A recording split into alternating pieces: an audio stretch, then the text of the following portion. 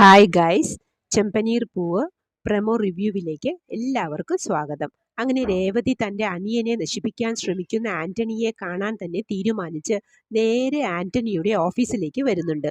അന്നേരം ആന്റണിയും കൂട്ടുകാരും അവിടെ ഉണ്ടായിരുന്നു. രേവതി ദേഷ്യപ്പെട്ട്, നീ ഇനി എൻ്റെ അനുജൻ്റെ ജീവിതത്തിൽ അവനെ നശിപ്പിക്കാനായി വരരുത് എന്ന് പറഞ്ഞപ്പോൾ രേവതിയെ എന്തോ പറയുന്നുണ്ട് ആന്റണി.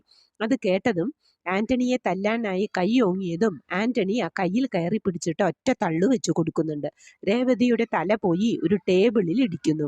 പിന്നീട് രേവതി ഹോസ്പിറ്റലിൽ പോയി മുറിവൊക്കെ വെച്ച് കെട്ടി കിടക്കുന്നുണ്ട്. ഇതറിഞ്ഞ ശരത് ആന്റണിയുടെ ഓഫീസിലേക്ക് വന്ന് ആന്റണിയോട് തട്ടിക്കയറുന്നു. കാര്യമൊക്കെ ശരി, പക്ഷെ നിങ്ങൾ എൻ്റെ ചേച്ചിയെ തൊട്ടാൽ ചോദിക്കാനും പറയാനും ആരുമില്ല എന്നൊന്നും വിചാരിക്കണ്ട എന്ന് പറയുന്നുണ്ട് ശരത്ത്.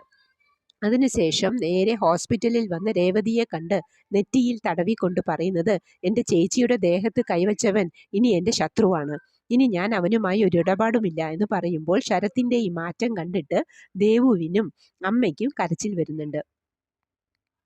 ഇതൊക്കെ കേട്ടിട്ട് സച്ചി ഡോറിന് പുറത്ത് നിൽക്കുന്നുണ്ടായിരുന്നു.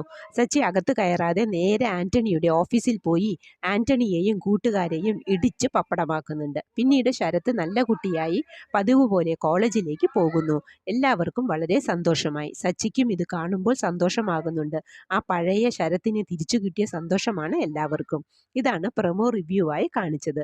പ്രമോ ഇഷ്ടപ്പെട്ടുവെങ്കിൽ ലൈക്ക് ചെയ്തും ഷെയർ ചെയ്തും സബ്സ്ക്രൈബ് ചെയ്തും സപ്പോർട്ട് ചെയ്തും സഹകരിക്കണം. എല്ലാവരും അടുത്ത ഒരു എപ്പിസോഡിൻ്റെ പ്രമോവുമായി വരുന്നതുവരെ കാത്തിരിക്കുക.